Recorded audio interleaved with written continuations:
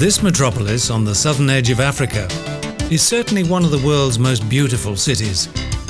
An exciting combination of Africa, Europe and the Caribbean. Cape Town, the most beautiful end of the world. The city centre is reminiscent of those in America.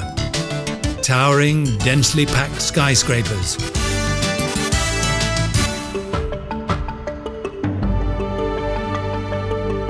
Cape Town lies at the foot of the impressive Table Mountain, whose steep slopes encroach on the whole area, and a long sprawling bay.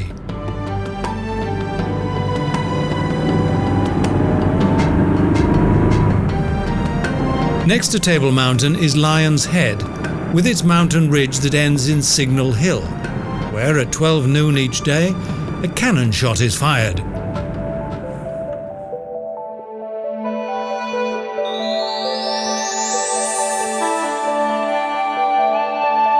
The old town was built around Company's Garden, the former kitchen garden of the first Dutch settlers. Today, the eye-catching buildings of the Houses of Parliament surround the park.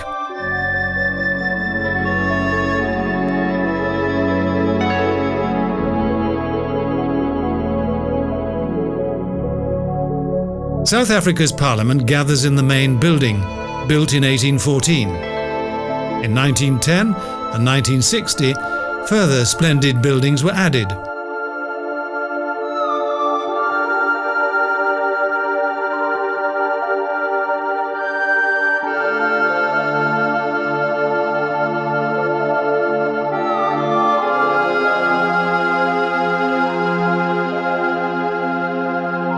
The President of South Africa resides in the Tyne House, constructed in 1680 as a lodge. It was originally for those who were not permitted access to the castle.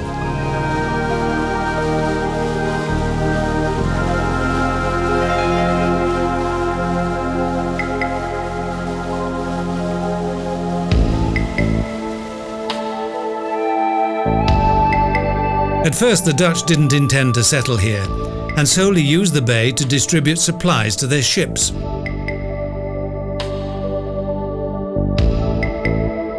In the park-lined Government Avenue and Queen Victoria Street, there's a wonderful collection of well-restored Victorian houses.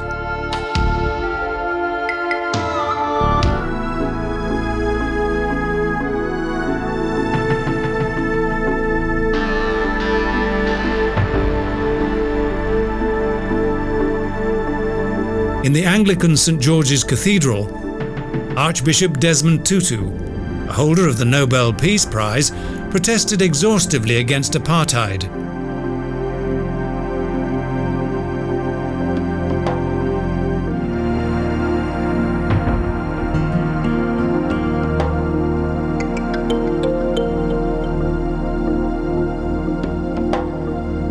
Cape Town is a lively city, whether it's the daily flower market in the streets of the old town,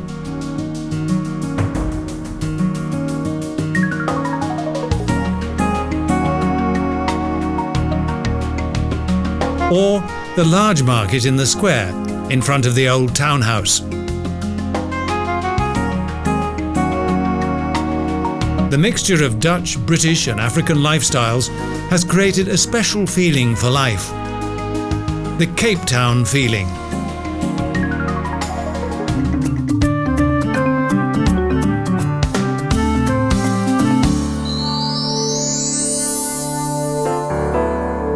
Built in 1697, this pentagon-shaped citadel is the oldest stone building in South Africa. It was built to protect the first Dutch settlers.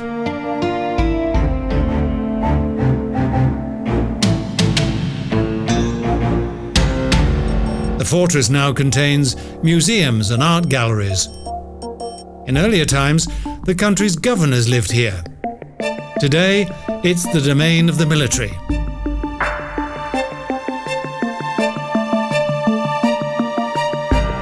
The changing of the guard takes place in full traditional uniform, based upon that worn by the military of the past, and it's well worth seeing. The parade attracts a great deal of visitors.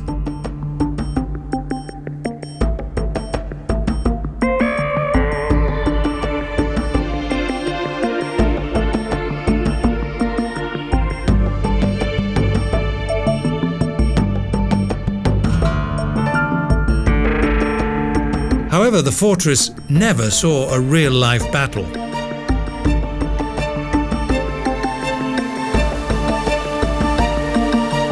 The cannon in the fortress were merely used to publicly announce the arrival of a ship.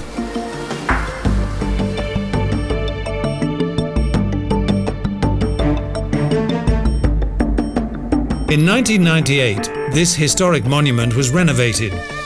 In fact, it was in such poor condition that it was under threat of being demolished.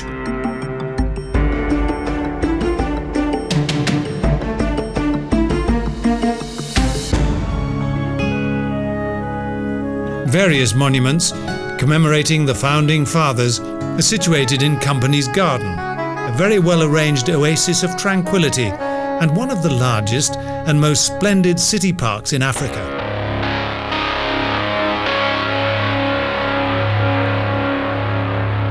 This is a country full of hope for the future, with a new tolerance and will for peace.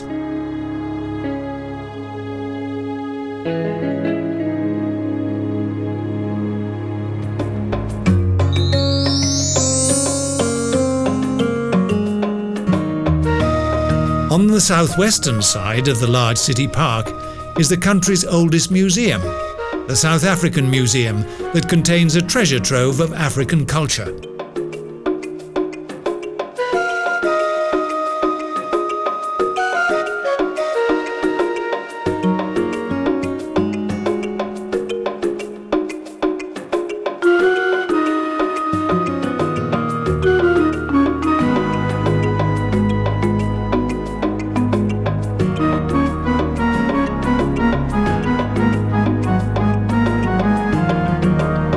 And also huge whale skeletons.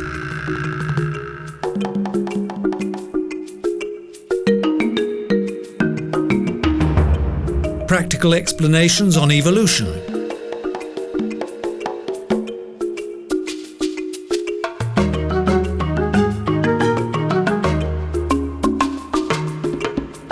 And a section that features the creatures of the deep.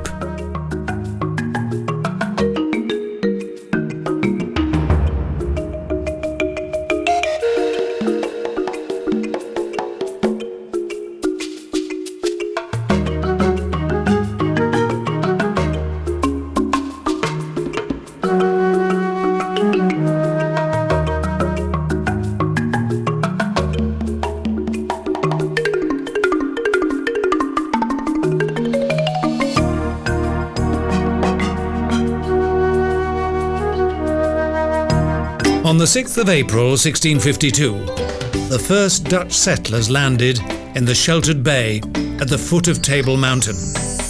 Part of the historic harbour is the Victoria and Alfred Waterfront. Its splendour is surpassed only by the harbours of San Francisco and Sydney.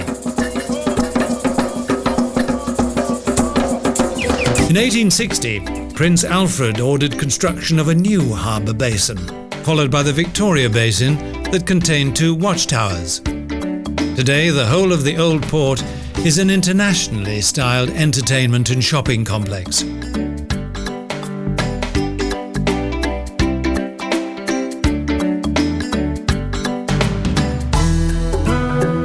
The huge Sea Museum is a major attraction.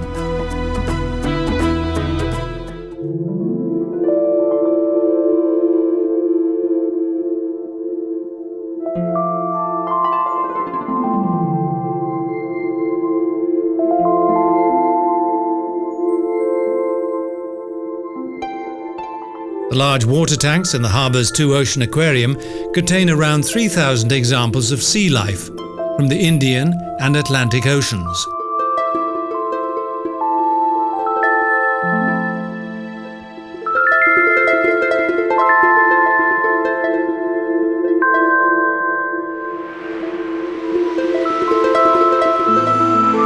In the adjoining South African Maritime Museum, there are examples of the city's historic ships, its fishing industry, and details on the construction of its outstanding harbour.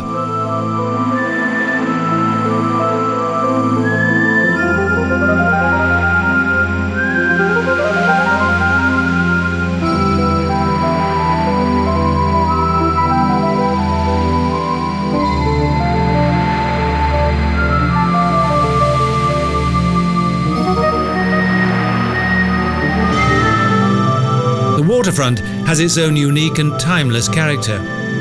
A successful partnership between both city and sea. A popular centre of attraction for thousands of tourists.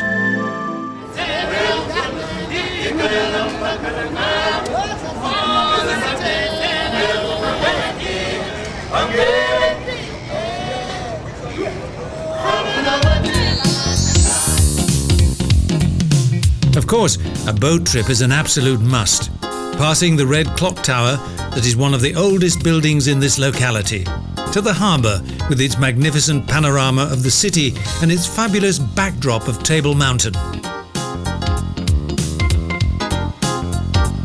Past old warehouses that are busy day and night.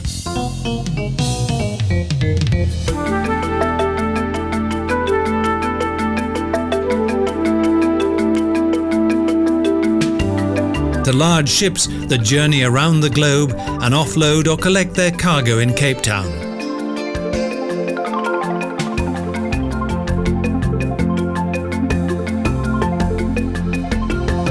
The peninsula's Atlantic coastline extends from Table Bay, 54 kilometres to the south, with fascinating, beautiful landscapes and a magnificent view across the ocean.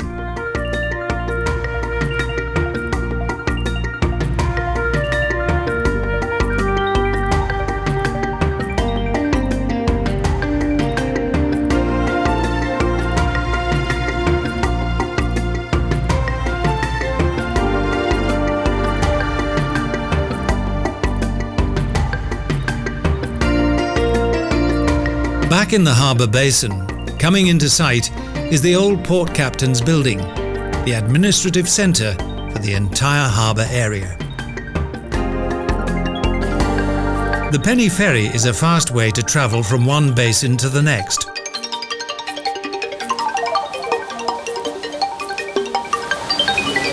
Since January 1997, ferry boats have travelled to Robben Island, 11 kilometres off the coast. In earlier times, it was an infamous prison, but today it's a museum. On arrival and even prior to entering the main building, there are instructions and explanations.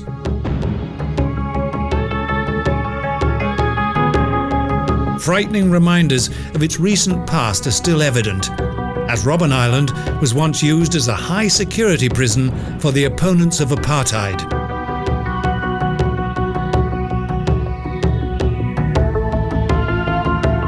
Former guards and some of the ex-prisoners, imprisoned with the world-famous South African President Nelson Mandela, act as guides.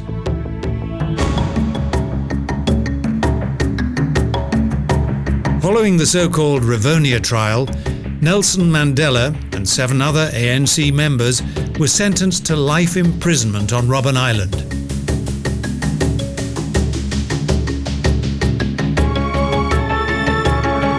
The spiritual head of the South African anti-apartheid movement served 18 long years of imprisonment on the island before he eventually experienced freedom.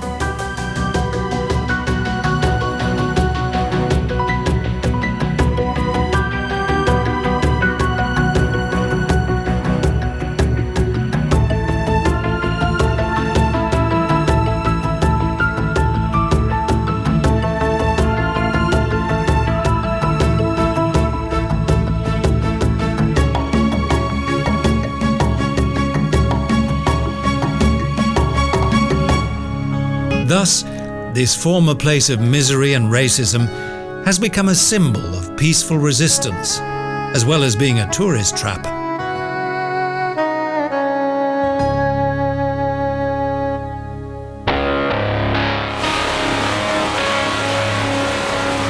After a 30-minute journey by ferryboat, we return to Cape Town's harbour and its picturesque location at the foot of Table Mountain.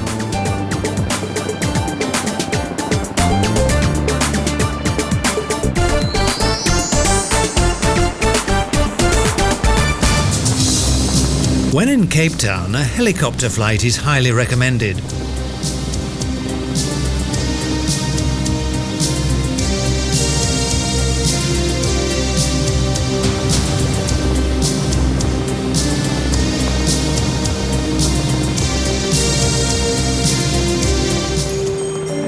South Africa's mother city is situated in the southernmost area of the continent, a truly unique location.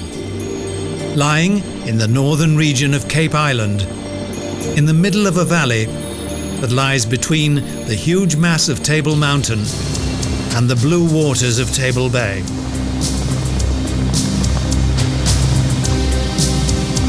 Cape Town and its environs are completely different to the normal expectations of Africa.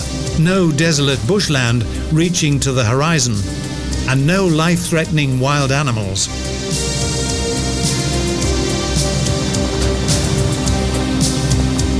Table Mountain's steep cliffs extend 1,000 meters down towards the city.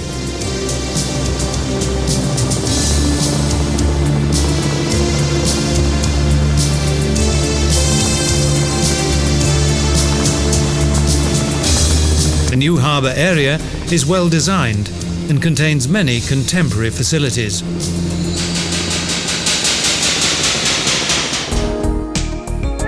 The land is covered by pasture. Herds of cows and sheep graze peacefully. Now we leave the coast for the final time and drive across the Western Cape, across a desolate landscape scattered with lakes.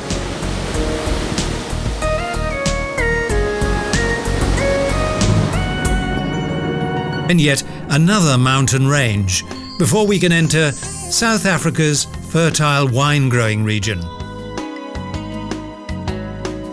Along the wine route, Paarl is the largest producer of wine. It was founded in 1720 and named after a granite rock that hangs like a huge pearl above the city. This monument, dedicated to the Afrikaans language, towers high on a hill close to the city.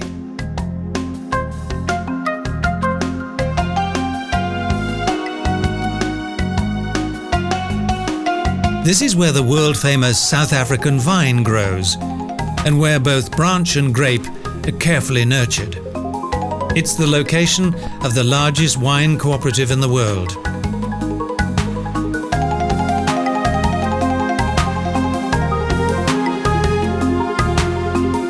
The small wine town of Franschhoek was founded in 1688, on land that once belonged to Huguenot immigrants.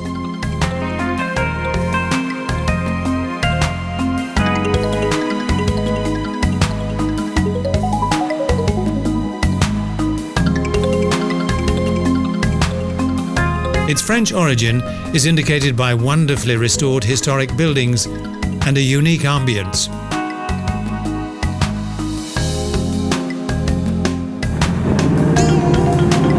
Driving through endless wine plantations and green mountains, the scenery is reminiscent of parts of Europe. It bears an uncanny resemblance.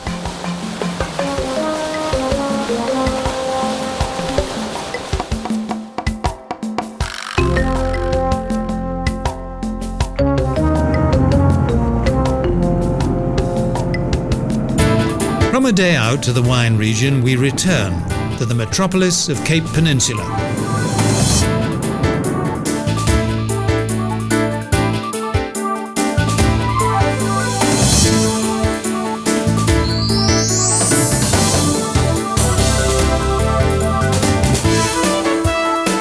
A leisurely 5-minute journey by cable car takes us 1,086 meters above sea level to the top of the city's most famous landmark, Table Mountain.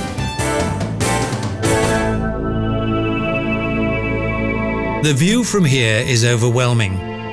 The Khoi, who were the Cape's native inhabitants, called the huge sandstone mountain that towers dramatically above Table Bay and marks the beginning of the peninsula, Hurikwago, the Sea Mountain.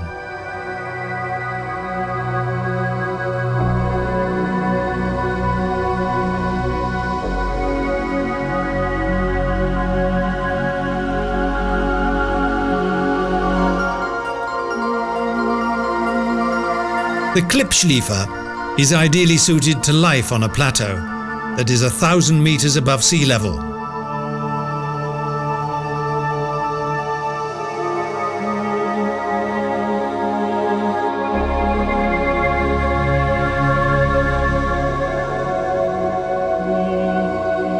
In 1503, the Portuguese admiral and seafarer Antonio de Saldanha named this mountain Taboa do Cabo. Thus the name Table Mountain still remains to the present day. In 1929, a cable car was added, and in 1997, new cabins were introduced that slowly turn round during the journey. Over 10 million passengers have been safely transported by the mountain's cable car. Along the rocky coastline, a road leads from the city to the southernmost tip of Africa, the Cape of Good Hope.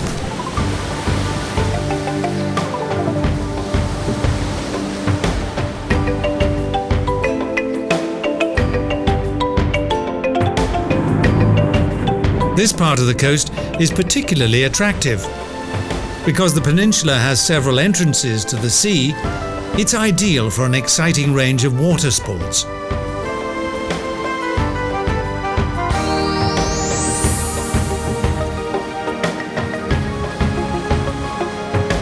Covering an area of 8,000 hectares and with a coastline of 40 kilometres, since 1936, this section of Cape Peninsula has been a nature reserve.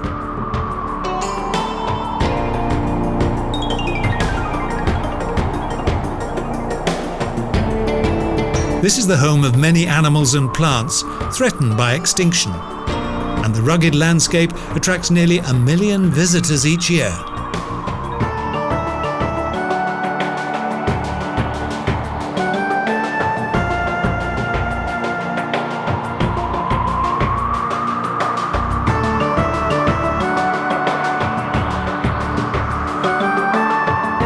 Bartolomeo Dias first sailed around this rock in 1488, the Cape of Storms. Here, the seabed is covered with shipwrecks.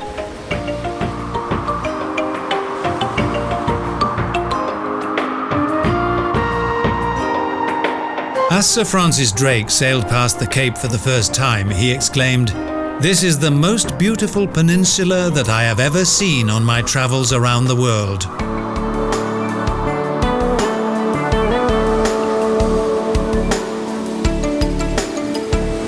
The constant winds of the southernmost part of the Cape are perfect for windsurfers. This is their most favoured section of the coast.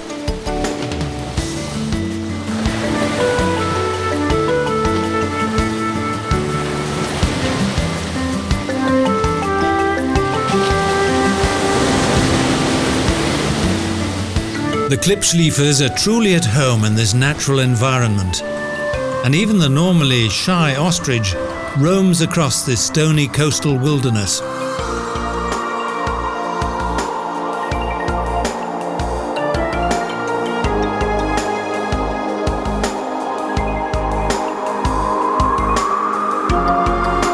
Naturally, the most extreme tip of the Cape is the most popular camera shot for most tourists.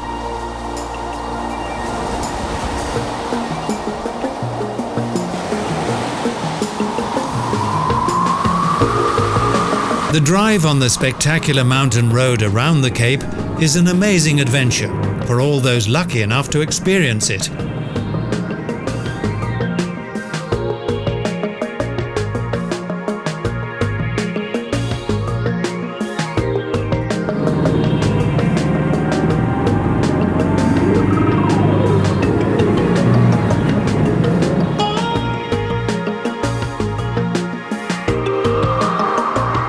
Magnificent end of the world, one of the many natural wonders of this unique land that unites European influence with African pride.